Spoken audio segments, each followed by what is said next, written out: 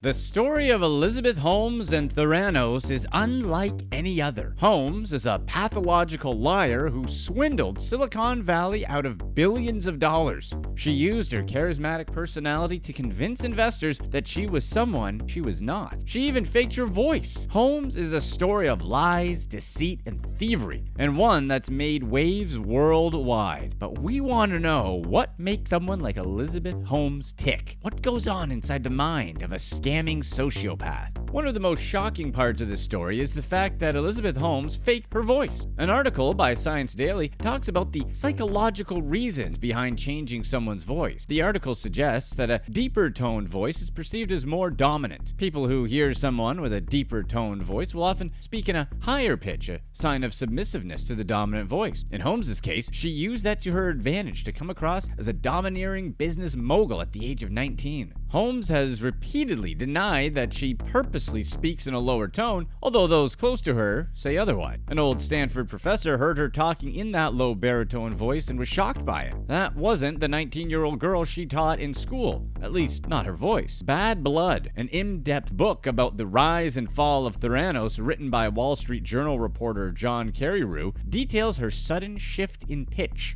According to his sources, she spoke in her deep, commanding tone to the media and investors in her normal voice when the cameras and pressure were off. One of the weirdest aspects of Holmes was her dog, Balto. Although the dog was a cute and lovable husky, Holmes had a bizarre obsession with him. In the latter days of Theranos, Holmes would not let the dog leave her side. Balto stayed so close to her that the scientists who worked at Theranos raised complaints that the samples would be contaminated with dog hair. Nonetheless, Holmes continued to let the dog trot around by her side 24/7. Of course, Holmes knew the samples were worthless anyway, so what harm is a little dog hair going to do? To make matters worse, Balto, as cute as he was, had a major issue. He was not potty trained. Balto would regularly relieve himself all over the Theranos building. He was used to an undomesticated life, and Holmes never did anything to potty train him. She was abusive to her employees and would regularly have them clean up the mess. Their behavior was certainly strange. The question on everyone's mind was, why does she keep bringing the dog to work and making me clean up its mess? Not the kind of question you want to be asking yourself during the workday. As discussed earlier, Holmes has sociopathic behaviors. She is a pathological liar who fabricated almost every aspect of her life. One of the things that she regularly lied about was Balto. There are multiple instances reported where Holmes would tell people that Balto was not a dog. In fact, she claimed that Balto was a wolf. Although there is some truth that huskies and wolves are closely related, Balto was as dog as they come. The only thing that Balto had in common with his wolf ancestors was the fact that he relieved himself wherever he pleased. Steve Jobs is recognizable for three things: Apple, keynotes, and black turtlenecks. Holmes idolized Steve Jobs, so much so that she blatantly copied him. At every Theranos presentation, she would try and look eerily similar to Steve Jobs in her black turtlenecks. She would even dress like that when interviewed on TV. A sociopath demonstrates patterns of disregard for people in their lives. One of the ways they do this is by adopting personalities that mirror people who they think are normal. Andrew Cunanan, the spree killer who murdered Gianni Versace, was a sociopath and had similar patterns of behavior as Holmes. Cunanan would lie about his credentials to prominent figures in Miami to increase social status. He would mirror what he perceived as successful people and use that to gain social prowess. His brevity, charismatic personality, and lies earned him access to these elite social circles. Holmes shared these same patterns with Cunanan to gain social status within the Silicon Valley circle. She wooed investors with her charismatic personality and convinced them with her fake, booming voice. People like Cunanan and Holmes are geniuses in their own regard. They spend their time studying people to carefully catalog society's definitions of success. Once they understand how to manipulate those circles, they take full advantage of their victims. Holmes was obsessed with Steve Jobs. She idolized him to a point where she fully emulated his public behaviors. Not only did she copy him, but she began stealing his former employees. She took several employees from Apple, including Jobs' personal assistant. Even with the smartest minds in the world collaborating on the product Theranos was claiming to offer, former employees described the work culture as toxic. A former engineer at Theranos says that most employees were paranoid and stressed. Another employee compares Theranos to the NBC hit TV show The Office. He says that employees would have a look in disbelief at some of the things Holmes said and did. He compared this to the looks of disbelief that characters on The Office would give the camera. Holmes was a pathological liar. But what is a pathological liar? Dr. Tracy Marks explains that pathological liar is not a disorder in itself, rather, it's a behavior that is observed within a disorder. There are three types of liars: normal, prolific, pathological. A normal liar will lie less than 5 times per day, where a prolific liar will tell lies over 6 times per day. A pathological liar is someone who tells so many lies that they start to lose track of what is real and what is a lie. In the case of Holmes, she would lie about so many basic things in her life that she started to believe they were real. Justin Maxwell, a former employee of Theranos and Apple, has discussed these oddities in detail. In one specific example, she responded to an email Maxwell had sent saying she was out of the office and would deal with it the next day. But Maxwell could clearly see her sitting in a room down the hall. He approached her and called her out on her lie. She reacted violently to the line of questioning and even followed Maxwell down the hallway to his office, screaming at him. A pathological liar lies about so many things that it becomes hard for them to keep up with reality. In the case of Maxwell, she lied to him about something very small. When Maxwell confronted her about the lie, she became extremely defensive. This is common in pathological liars because the idea of being caught in a lie is threatening to them. Another behavior that sociopaths demonstrate is deflection.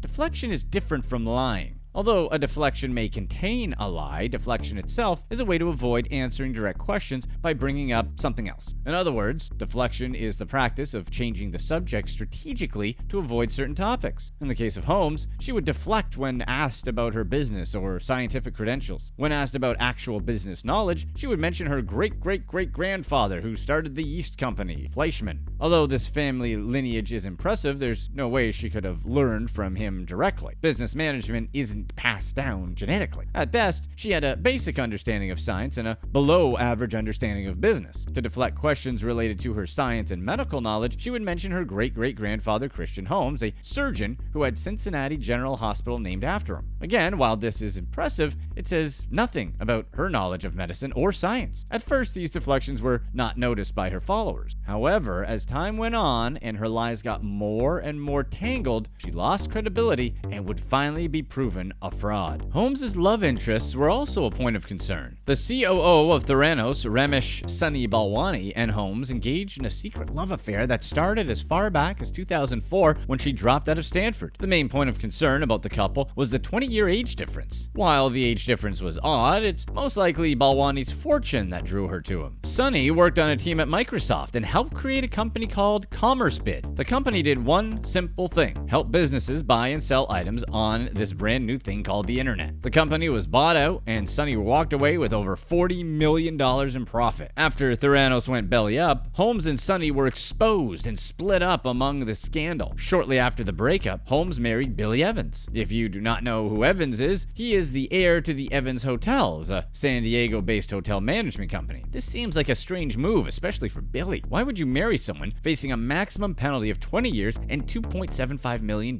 in fines? People close to Evans say it's like Holmes cast a spell on him. With her eyes? It might be true. He defends her vehemently and says she's done nothing wrong. Some believe Holmes' leap of love was an attempt to get pregnant before her trial. She has entered a not guilty plea and is planning to fight the battle in court. A new bride and mother-to-be might squeeze a little extra sympathy out of the judge and jury. Or that's the plan, at least. Although this is just a theory, it would fit right in with her sociopathic behaviors. Manipulating Evans so that she can manipulate the jury and judge would be right up her alley. And her plan might actually work. Holmes did get pregnant and, according to her lawyers, and hopefully doctor, is due in July. Her lawyers have asked for the trial to be postponed to August of 2021. Now, the mother-to-be might actually be holding her baby in the courtroom. We certainly wouldn't put it past her. Holmes was a stone-cold thief who's happy to use and abuse anyone for her own gain. From day one, she used her father's connections to grow her business. She also used Sunny's connections to steal patents from Theranos' former chief scientist, Ian Gibbons. Basically, Holmes filed a patent through a patent writer rather than a lawyer as traditionally done. The lawyer's job is to thoroughly research the patent and make sure that it does not overlap. with any other patent holders. The patent writer simply writes up the paperwork for submission, assuming that a lawyer has already checked everything. Holmes used a patent writer and a legal friend of her father to publish the patents. The legal friend at MWE sent the patents up the chain without checking to see if they overlapped with a previous patent of Gibbons. When Gibbons found out, things in his life were already getting too heavy. In addition to the stolen patents, Gibbons had just been diagnosed with cancer. With his life's work stolen from underneath him, Gibbons may have believed Theranos had no use for him anymore. Fearing that he was about to be fired, Gibbons attempted to take his own life. A week later, he passed away. The loss of Gibbons was tragic to his family. Holmes, however, couldn't care less about Gibbons or his untimely passing. Gibbons' widow shared with Forbes that Holmes called after Gibbons died without expressing sympathy. Holmes supposedly demanded that Gibbons' Theranos-related papers be returned to the company at once. Although Theranos went belly up in 2018, the court case has moved very slowly through the justice system. Her trial was delayed continuously for almost 3 years now. This has raised some issues because of deleted data. Holmes' trial attorney claims that the prosecutors lost the data, whereas the prosecution has maintained that it was the defense who intentionally deleted the incriminating data. Now, Holmes is finally going to face trial in August of 2021. Now, her lawyers plan to play the insanity card. They filed what they call evidence of mental disease and why it may have driven Holmes to commit the wide-scale fraud she's accused of. Holmes and Sonny are facing 2 counts of conspiracy to commit wire fraud, 9 counts of wire fraud, and at one point in time, the now-defunct company was worth over $9 billion.